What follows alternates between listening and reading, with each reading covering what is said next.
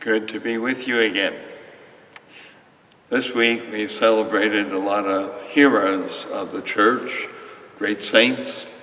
And it always strikes me as amazing that on November 3rd we celebrate the feast of St. Martin de Porres, and on the 4th, St. Charles Borromeo. And I couldn't think of two men who could be so completely different in life, all called to holiness. Martin de Porres was born in 1579 and lived for 60 years. His mother was the freed black slave in Peru, and his father was one of the Spanish grandees who wouldn't even acknowledge his son. For 8 years, he refused to even acknowledge he was the father. And he resented that this boy had such black features. And so he grew up in poverty. His mother, at the age of 12, sent him into an apprenticeship where he learned to be a barber and therefore also a surgeon drawing blood, caring for sick. Finally, he decided to ask the local Dominican community to let him be a lay brother.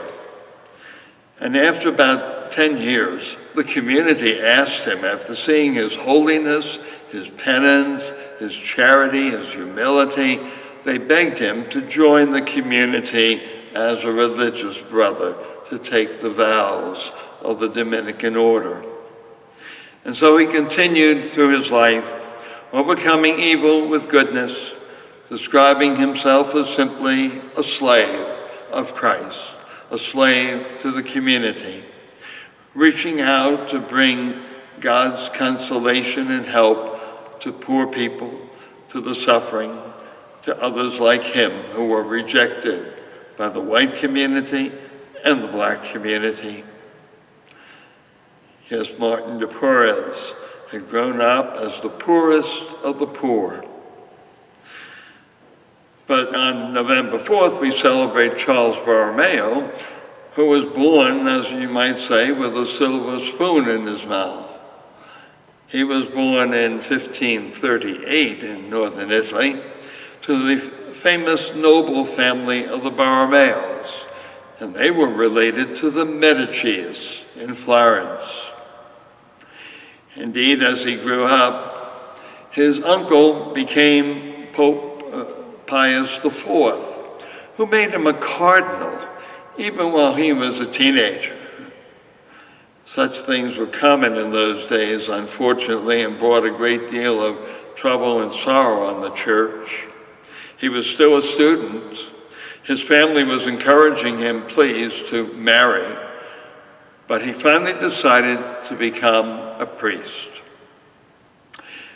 Some years ago, I was in Italy on a vacation, and we came to a city where we were given the option of taking a tour out to an island in the midst of one of these 5 great lakes in northern Italy, to visit a palace with its gardens that belonged to the Borromeo family.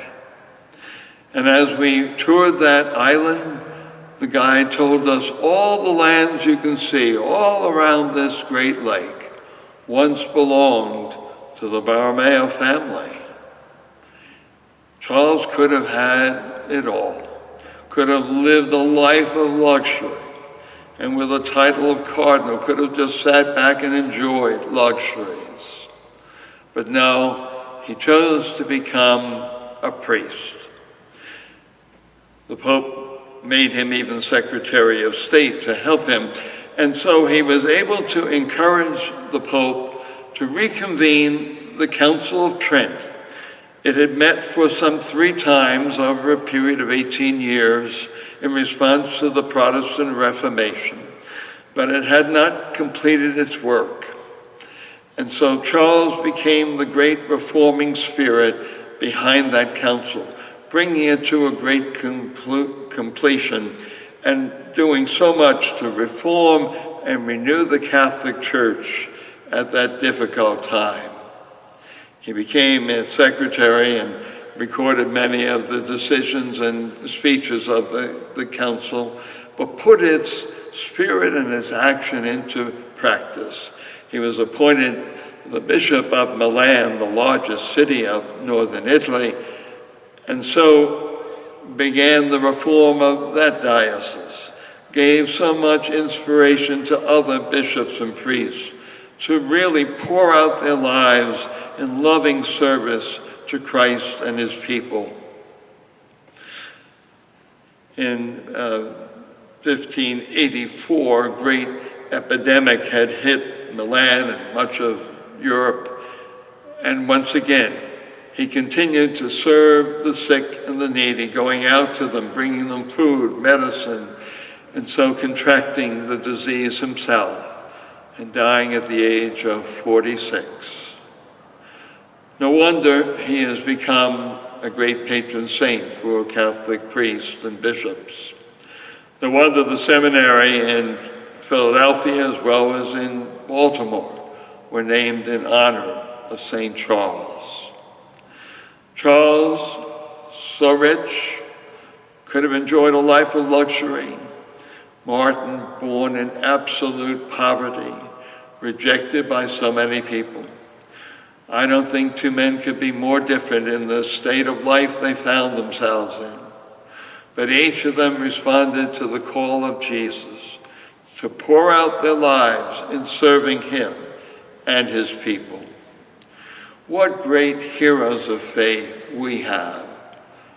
Thanks to God, he's given us all these saints to model for us how we too can follow the path of Jesus and serve him and serve others.